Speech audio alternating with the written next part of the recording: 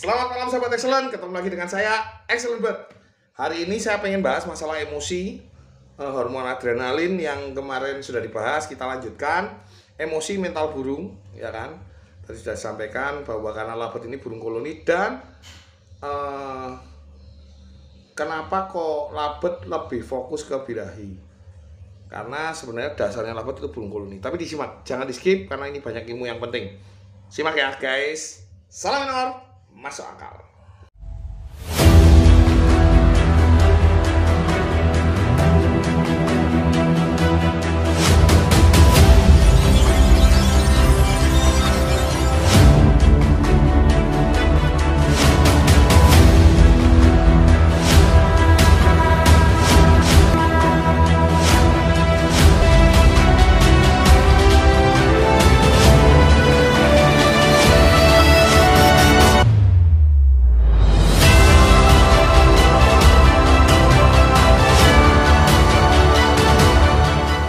Adrenalin sendiri apa sih? Kalau adrenalin itu juga kalau orang bilang kalau kita ngomong burung itu fighternya itu ngaruh. Ya gitu.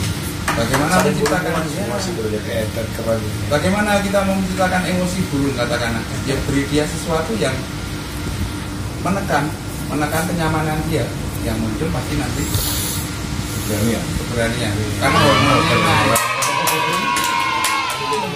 Ada sih burung yang memang terlahir dia dari orok itu sudah gampang narung. Karena itu bawaan kita jawab yang tadi sempat ngobrol dengan sama Mas Arif bahwa ada burung sing fighter dari lahir ya. Emang bawaan reman gitu ya. Tapi kalau labet itu jarang banget terjadi Mas, karena rata-rata mereka koloni dominasi mereka lebih cenderung ke birahi, lebih menentukan pejantan mana sih yang paling kondisinya paling top untuk duluan gitu, mendapat betina yang paling siap, kan begitu.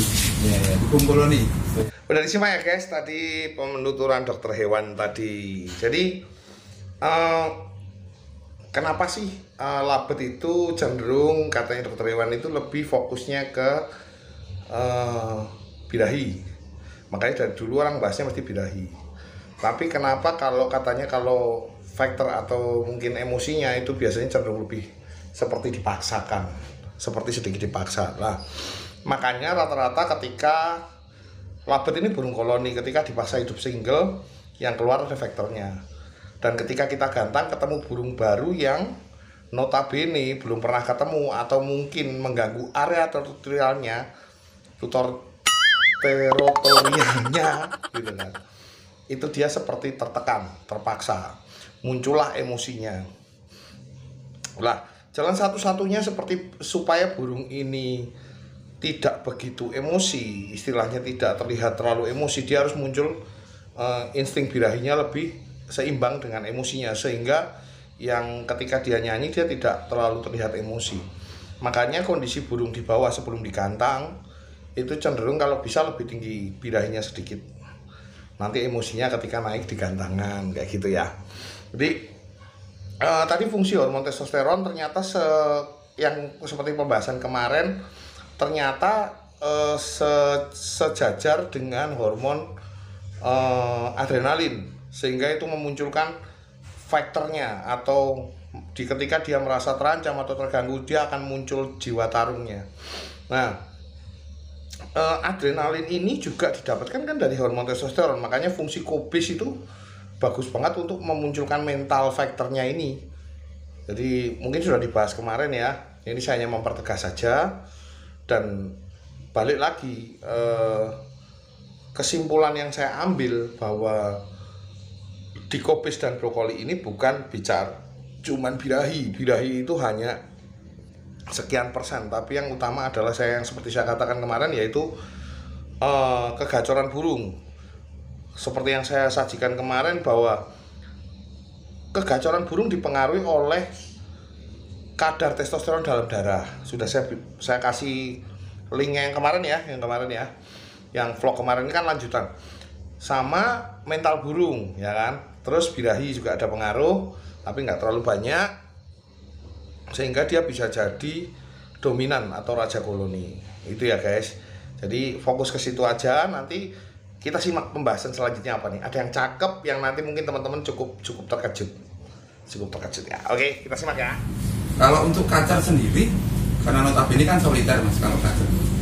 Kalau kacer itu ada kuotanya itu lebih banyak kacer itu. Kali kita ketemu kacer banyak itu memang kita makanya lebih sering kita ketemu kacer yang bakatnya fighter walaupun ombyoan. Tapi kalau lambat jarang. Lebih munculnya fighter dari lobet itu lebih karena dipaksa. Hampir mirip cicak hijau sebenarnya. Nah, lobet itu hampir mirip kayak cicak hijau karena di alam dia sebenarnya juga koloni. Mirip kayak lambat. Ini jago cicak hijau loh padahal. Ya. Berarti aku iso tekan oke iki Aku kan lihat channel YouTube-nya Mas itu, Mas Iya. Agus kan. Itu kan yang Mas Agus sendiri jangan ada hijaunya, punya hijau di rumah. Ya, dia nonton di channel YouTube-nya Mas Hijau nggak pernah kalah. Nggak pernah kalah, jual terus. Trending loh itu, per fotonya itu 80.000 ya. Iya. Karena memang pengetahuannya ngerti sih. Makanya tetap hubungin Mas Haris, kenal Mas Agus. Jadi ini semuanya emang berhubungan semua. Nggak tahu dokter hewan. Cocok. Jadi antara labet sama hijau itu hampir sama ya Mas ya? Hijau ya, sama Pemahamannya labet itu hampir sama. Cuman karena basic konsumsi nutrisinya itu kan yang berbeda. Ya. Iya. Karena hewani sama itu tadi. Betul sekali. Konsumsi sayuran. Dan juga yang ditampilkan di arena Ya.